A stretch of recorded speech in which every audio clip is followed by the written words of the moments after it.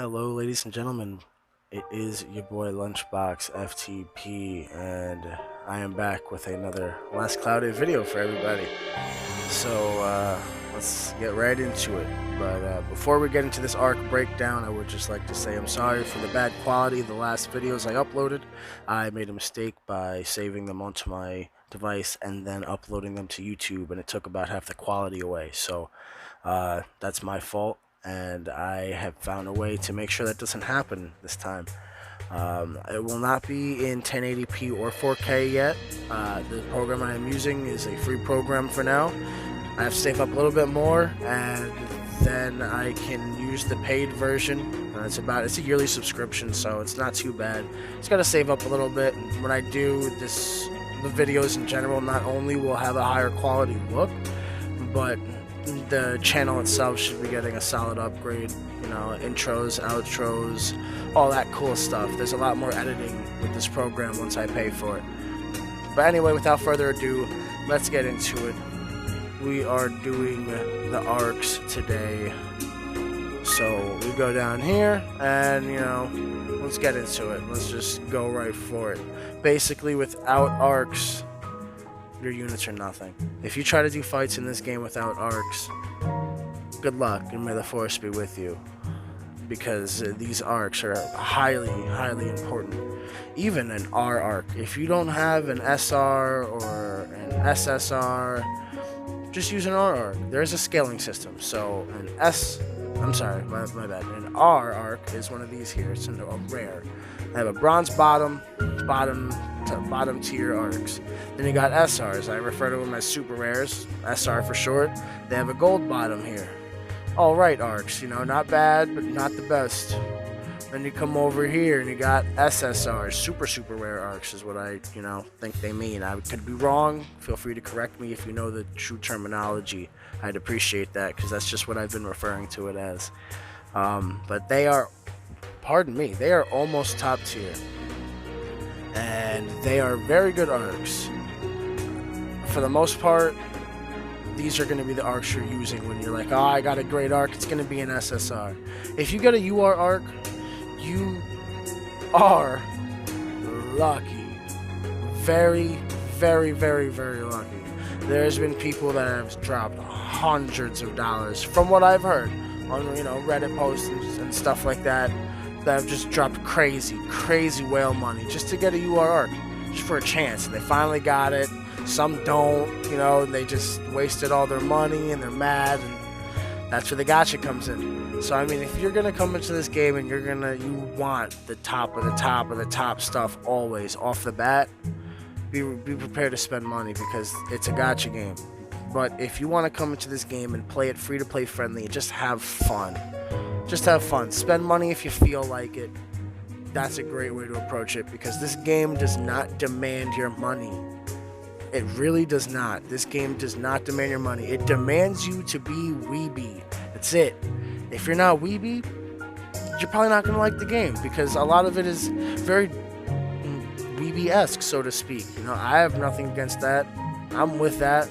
I'm not the biggest anime fan. I don't watch a lot of it myself, but I like the style and it doesn't bother me. I mean, and I am still, I guess, technically into some anime, so I guess that's why it doesn't bother me.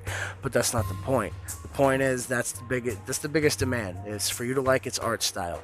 It doesn't want your money. I'm sorry. It doesn't need your money to be a fun game. It doesn't. If you want to spend money in the game, of course, it's a company. They want your money. You go to the shop here, and you have all the chances you want at getting these cool Arcs. But you don't need to. Not for these Arcs. I've only been playing almost 3 months now, and look how many Arcs I'm sitting on. I have, that's 3, 6, 9, 12, 15, 18, 21, 24, 27, plus 2, 29. I am sitting on 29 SSR Arcs. There's only 3 UR Arcs in the game, so good luck. I'm sitting on 29 SSRs. And have I spent money? Yeah. But did I need to? No. Why? Because I wanted to. And this was well over a month ago. This was the first 2-3 weeks I was playing. I was excited. I was like, this game is awesome. It's way more free to play friendly than Raid. Why have I been playing Raid Shadow Legends for over a year? What a waste of time. What a waste of money. What was I thinking? And then I got a little bit excited, spent a little bit of money on the game. Nothing crazy. It's not like I was balling and dropping hundreds, you know what I mean? But, you know, I dropped a little bit and got lucky, and here I am. Like coin count's still crazy. You earn a lot of free stuff. So don't feel too pressured to spend money in this game, ladies and gentlemen. You don't need to. You will get everything you want in time. Just stay patient, keep grinding, keep trying, keep pulling. These arcs are all great for different reasons. Obviously, SSR arcs are the best. I'm just going to start with Sword of Corpses here. This is my man Zuglis's arc, and it has crazy unit skills.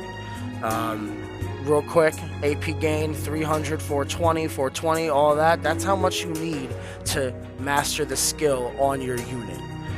The AP rate is how much you gain per battle. So, counter's going to gain 12 points per battle, up to 300. Once you hit 300, it's mastered, and you can now put counter on Zuglis or whoever, anybody you want to put it on. Real quick, shout out to the art makers of this game. Beautiful, beautiful work. There's not an arc in this game I've looked at, not even the rare arcs, that I have said, that's an ugly arc. They didn't do a good job. No. Their artwork, across the board, 2 thumbs up in my opinion. They have a great team over there, in my opinion. Just saying, love the artwork.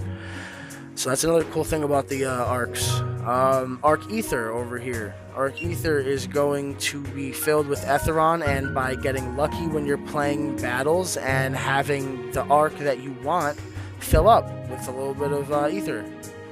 The Etheron helps fill the Ether bar. Once the Ether bar hits 100%, as you see, this one's 15.9, you unlock a special weapon, accessory, or armor piece.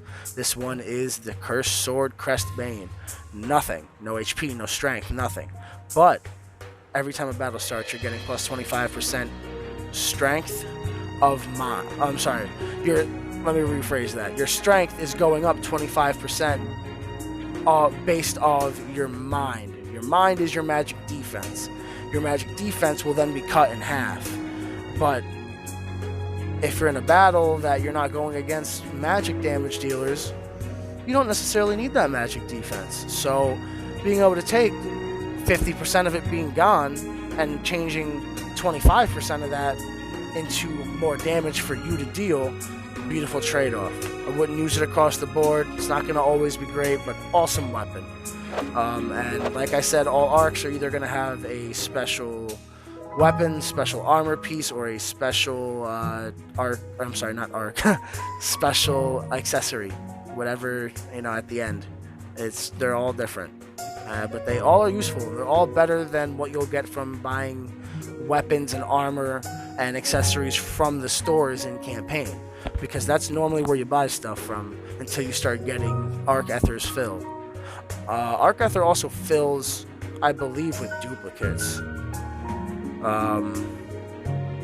No. I'm sorry. That's what it was with duplicates. Duplicates down here is the extension program. This is super cool. You get dupes. Every one dupe you get is 1 point you can put into here, but it doesn't give you 1 point into your stat or wherever you're putting it, because you can also put it into your AP rate consumption. Let me see if I have any arcs that actually have extensions. They go up by different amounts. Some arcs will go up, HP will go up 200. Other ones will go up less. I want to go with like an SR because I know I should have dupes. There we go. I have 8 extensions on here. I've gotten 8 duplicates.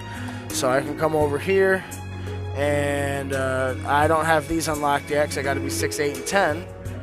But I do have Burning Strike, Recast, and Meteor Range. So I'm going to use one of these points into here. Now, 1 point gives you 2 points in AP gain consumption, if you see that right there. So I'm going to put 2 points there. And then I feel like that's kind of low defense. So I'm going to try to just stack that defense up a little bit. Maybe get it above 50, like that.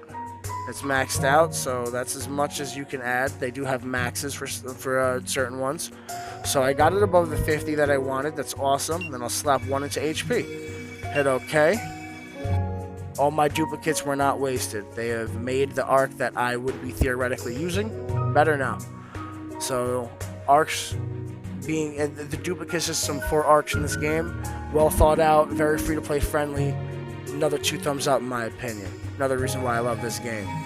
That glimmer is telling me that the game is either glitching or I missed something here.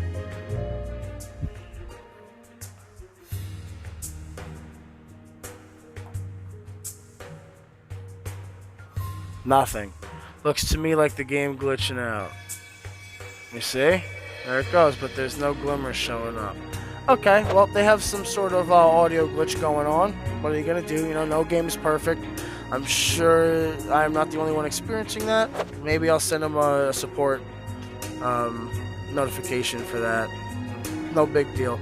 Anyway, all different arcs have different pluses and negatives to them. For the most part, there's nothing really too negative. Some arcs you'll see will have like a trade-off of negative things, but I haven't seen that many in the game, so I actually don't even know where to go to show you an example.